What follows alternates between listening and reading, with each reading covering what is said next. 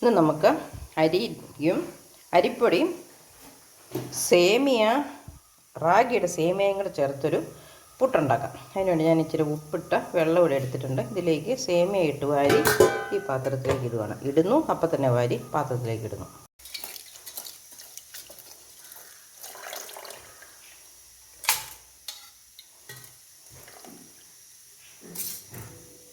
ഇനി ഇതൊന്ന് അരിച്ചെടുക്കാം. വെള്ളം ഊറ്റി കളഞ്ഞിട്ട് അതും ചേർത്തു. റാഗിയുടെ സേമിയ കുതിർത്ത് വെച്ചിരിക്കുന്നതാണ്. ഇതിലേക്ക് അല്പം നനച്ച അരിപ്പൊടി ചേർക്കുകയാണ്. അരിപ്പൊടി നമുക്ക് മിക്സിയുടെ ജാറിലേക്ക് ഇടാം. ഒരു പുട്ടിന് ഇത്ര മതിയാവും. നമുക്കൊരു 1.5 പുട്ട് മതി. അപ്പോൾ ഇത് മതി. ഇതിനകത്തേക്ക് ഇനി ഞാൻ ചേർക്കുന്നത് അല്പം ചോറാണ്. ഇന്നലത്തെ ചോറാണ്. അരിപ്പൊടിയെക്കാട്ടിലും അല്പം കുറവാണ്. ഇനി ഒരല്പം ഉപ്പുപൊടി. ഇത് മൂന്നും കൂടെ ജസ്റ്റ് ഒന്ന് കറക്കിയെടുക്കാം. അരിപ്പൊടിയും ചോറും ഉപ്പും കൂടെയാണ് ഇതൊന്ന് കറക്കിയെടുക്കാം. പൊടി നനഞ്ഞ് വന്നിട്ടുണ്ട് കണ്ടോ. ഇനി നമുക്കിത് ഈ റാഗിക്കകത്തോട്ട് ഇതും കൂടെ ചേർത്ത് കൊടുക്കാം. നനച്ച അരിപ്പൊടിയും പുട്ടിൻ്റെ ഭാഗത്തിന് നനച്ച അരിപ്പൊടിയും കുതിർത്ത സേമിയയും കൂടെ റാഗിയുടെ സേമിയ അതും കൂടെ ചേർത്ത്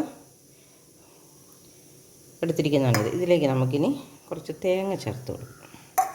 തേങ്ങ ഇടയ്ക്കിട്ടാലും മതി. എന്നാലും പാകത്തിന് ഉപ്പ് രണ്ടിനും ചേർത്തോ കേട്ടോ. റാഗി കുതിർത്ത വെള്ളത്തിലും ചേർത്തു, പുട്ട് നനച്ചപ്പോഴും ഇച്ചിരി ഉപ്പ് പൊടി ഇട്ട് കൊടുത്താണ്. ഇനി ഇത് നമുക്ക് വാരി പുട്ടുകുമ്പത്തിൽ വെച്ച് പുഴുങ്ങിയെടുക്കാം. പുട്ടുകുമ്പം കഴുകിയെടുത്തു. അതിനകത്തേക്ക് ആദ്യം ഒരല്പം തേങ്ങ ഇട്ട് കൊടുക്കാം. ഇനി നമുക്ക് നനച്ച് വെച്ചിരിക്കുന്ന റാഗി അരിപ്പൊടി കൂട്ടി ചേർത്ത് കൊടുക്കാം.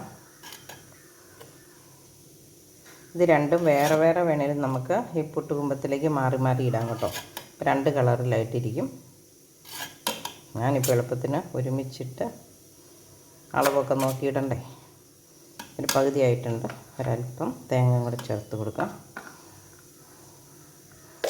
ബാക്കിയും കൂടിയിട്ട് നിറച്ചിട്ട് ഞാനിവിടെ ഒരു കുക്കർ അടുപ്പത്ത് വെച്ചിട്ടുണ്ട്, വെള്ളം ചൂടാകാനായിട്ട്. അതിൻ്റെ മുകളിൽ വെച്ച് നമുക്കിത് പുഴുങ്ങിയെടുക്കാം. ഈ സേമിയയും അരിപ്പൊടിയും കൂടെ തേങ്ങ ചേർത്ത് ഉപ്പും ചേർത്ത് നനച്ച് ഇത് നമ്മുടെ കുമ്പത്തിൽ വാരിയിട്ടു. ഇടയ്ക്ക് അല്പം തേങ്ങ ഇട്ട് കൊടുത്തു, മുകളിലും അല്പം തേങ്ങ വെച്ചു. ഇനി നമുക്കിത് കൊണ്ടുപോയി അടുപ്പത്ത് വയ്ക്കാം. അതിൻ്റെ മുകളിലത്തെ സാധനമൊക്കെ പോയി കേട്ടോ പിടിക്കും. നമുക്ക് ഇതിനകത്ത് ഉണ്ടാക്കാം.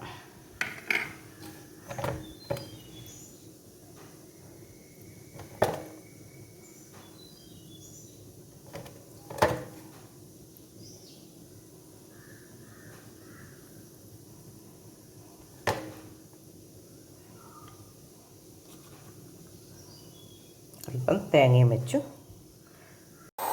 നമ്മുടെ പുട്ട് വെന്ത് ആവി വരുന്നുണ്ട്. നമുക്കിതെടുത്തിട്ട് അടുത്തത് വയ്ക്കാം.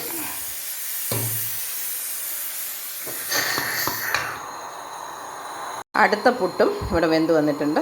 നമുക്കെടുക്കാം. കുത്തിച്ചാടിക്കൊന്നും വേണ്ടാത്തതുകൊണ്ട് നമുക്ക് എളുപ്പത്തിൽ എടുക്കാം.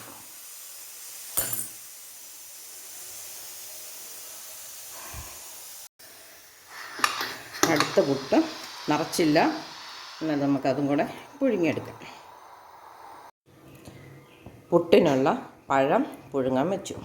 തികച്ചു അടച്ചു വെച്ച് വേവിച്ചെടുക്കാം. നമ്മുടെ റാഗി സേമിയയും അരിപ്പൊടിയും കൊണ്ടുള്ള പുട്ട് റെഡി ആയിട്ടുണ്ട്. പഴം കൂട്ടി നമുക്ക് കഴിക്കാം.